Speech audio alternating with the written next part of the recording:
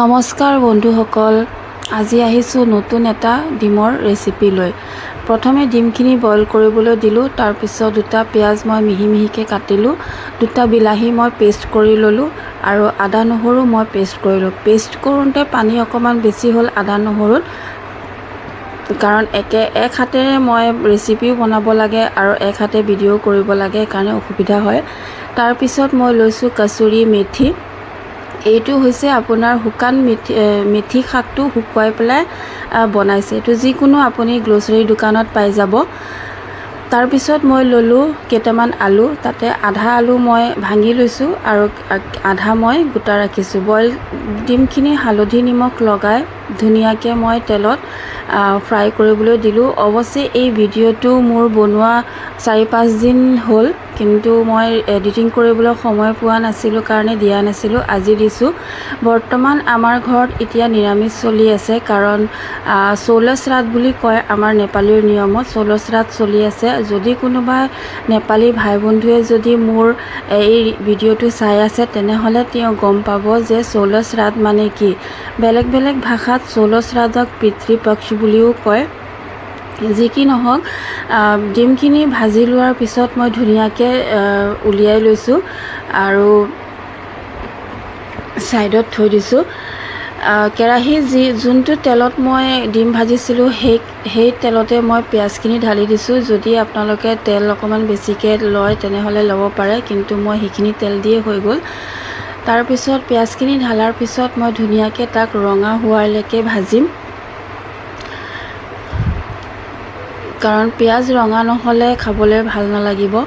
পিঁয়াজখিনি অকণমান ব্ৰাউন হোৱাৰ পিছত মই তাত আদা নহৰু পেষ্টখিনি ঢালি দিম।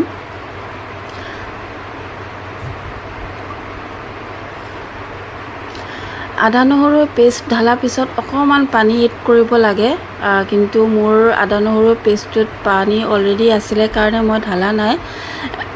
সেইখিনি ধুনীয়াকৈ ৰঙা কৰি যেতিয়া ভাজি হৈ যাব, তেতিয়া মই তাত মছলা ঢালিম। মছলা ঢালোঁতে মনত ৰাখিব যে অকণমান পানী ঢালিব, যাতে মছলাখিনি জ্বলি নাযায়। তাৰপিছত তাত মই নিমখ, জলকীয়া গুড়ি আৰু হালধি,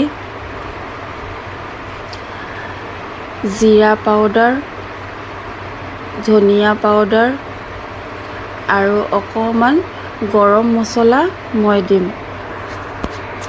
মছলাখিনি আপোনালোকে নিজৰ আন্দাজৰ মতে দিব। তাৰপিছত অকণমান পানী এড কৰি পেলাই মছলাখিনি ধুনীয়াকৈ ফ্ৰাই কৰিব।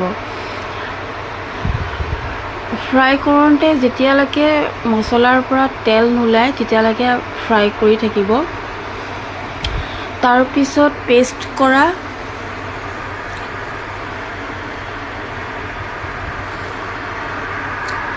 বিলাহীখিনি মই তাত ঢালি দিছোঁ আৰু ধুনীয়াকৈ এবাৰ লৰাই পেলাই ঢাকনি লগাই দিছোঁ, কাৰণ টমাটৰ সিজিবলৈ বেছি সময় নালাগে।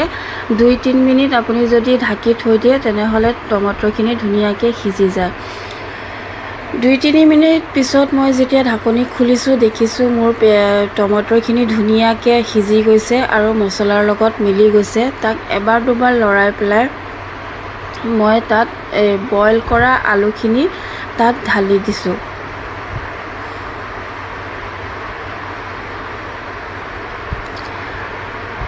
আলুখিনি ঢালাৰ পিছত ধুনীয়াকৈ তাক লৰাইছোঁ। ধুনীয়াকৈ লৰাব যাতে মছলা আৰু আলু ধুনীয়াকৈ মিক্স হৈ যায়। 5-10 মিনিটলৈকে আলুখিনি ধুনীয়াকৈ মছলাৰ লগত লৰাই যেতিয়ালৈকে মানে ৰঙা নহয় তেতিয়ালৈকে লৰাই থাকিব। তাৰপিছত অকণমান গৰম পানী ঢালি দিব। মনত ৰাখিব, যিকোনো জোল বনাওঁতে গৰম পানী ঢালিলে টেষ্টটো এটা বেলেগ আহে। তাৰপিছত বইল কৰা ডিমখিনি মই ঢালি দিছোঁ। লগতে মই ঢালিছোঁ আপোনাৰ এই কচুৰি মেথিৰ শাকখিনি মই ধুনীয়াকৈ ওপৰত দি দিছোঁ আৰু দি পেলাই ধুনীয়াকৈ লৰাই দিছোঁ।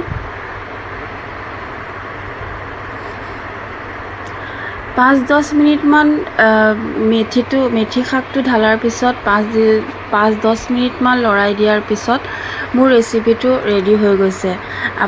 মই আশা কৰিছোঁ যে আপোনালোকে এই ৰেচিপিটো ভাল লাগিছে আৰু নিশ্চয় বনাই খাব। অকণমান উতলাৰ পিছত গেছটো বন্ধ কৰি দিব আৰু গৰম গৰম ভাতৰ লগত গৰম গৰম ছাৰ্ভ কৰিব। এয়া চাওক কেনেকুৱা লাগিছে মোক নিশ্চয় জনাব। আজিৰ ভিডিঅ' ইমানেই।